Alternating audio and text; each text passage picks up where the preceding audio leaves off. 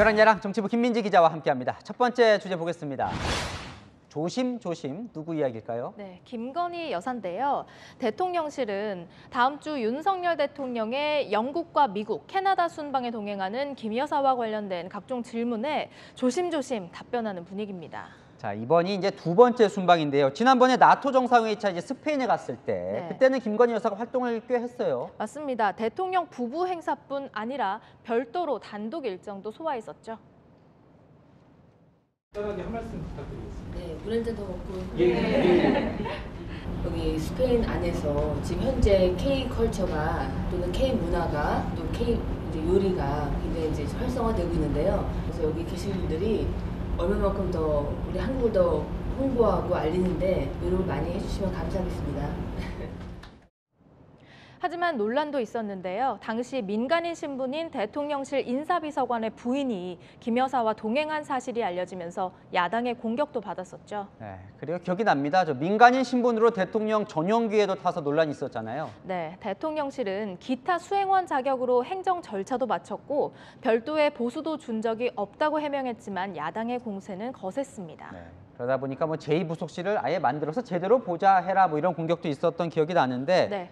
액세서리 논란도 있었죠? 맞습니다. 스페인 행사 때 김 여사가 착용한 액세서리가 본인 건지 빌린 건지 또 본인 거면 왜 재산 신고 내역에 없고 빌렸다면 누구에게 빌린 건지 밝히라고 야당이 비판했었죠. 그러니까 한 번 순방 갔는데 워낙 이슈가 많아지다 보니까 조심조심하는 게 이해는 되는데요. 이번 네. 순방은 또 길잖아요, 꽤. 맞습니다. 차차 밝혀지겠지만 김 여사는 지난 순방처럼 활발하게 활동하지는 않을 것으로 보입니다. 김 여사 일정과 관련해서 한 대통령실 관계자는 윤 대통령과 함께 엘리자베스 여왕 장례식에 참석하는 것 외에 다른 일정은 없는 것으로 안다고 했고요. 또 다른 관계자도 이 단독 일정이 없거나 있어도 최소화할 것으로 예상했습니다.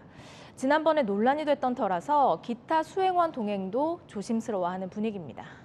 자, 다음 주제 넘어가 보겠습니다.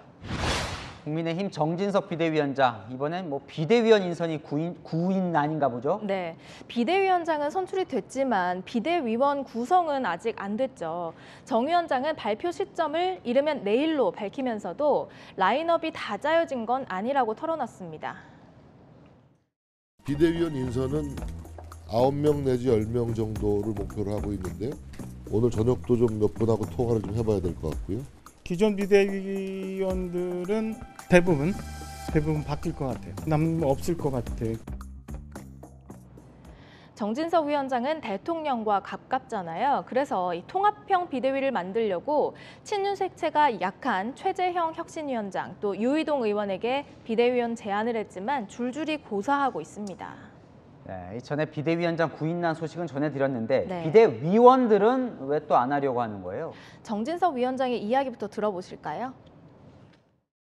몇몇 의원님들 중에서는 법원의 판단을 보고 비대위를 구성하는 것이 오히려 더 안정적이지 않느냐라는 의견도 없지 않았지만 마냥 공백 상태로 갈 수는 없겠다. 모레 이준석 전 대표가 낸 가처분 신문기일을 앞두고 있죠.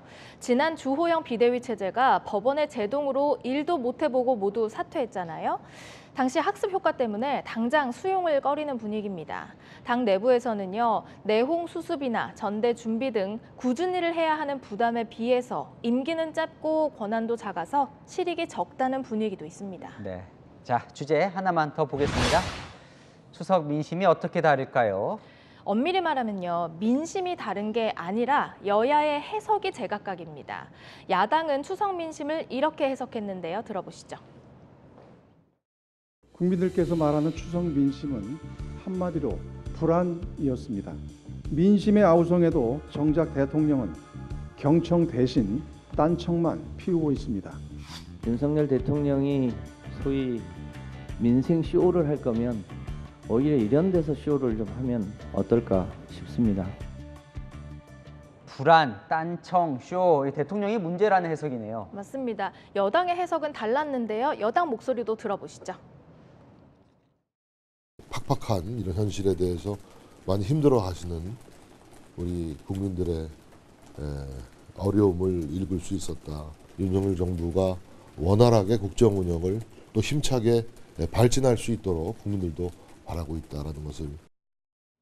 윤석열 정부가 힘차게 발진할 수 있도록 하는 걸 보니까 야당 협조가 더 필요하다 이런 해석 같네요. 맞습니다. 각자 이렇게 유리한 쪽으로 해석하는 게 하루 이틀 일은 아니지만 숫자로 딱 나오는 여론조사 해석도 팔은 안으로 굽었습니다.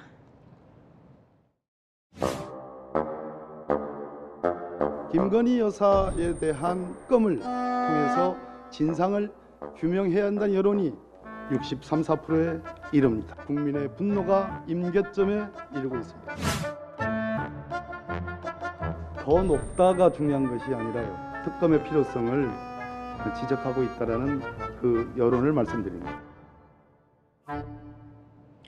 여야가 원하는 것만 보고 듣고 강조하다 보니까 점점 국민들의 진짜 민심과는 거리가 생기는 게 아닐까요? 보면 명절 때도 지지자들을 주로 만나는 것 같습니다. 네. 네, 열왕야랑이었습니다.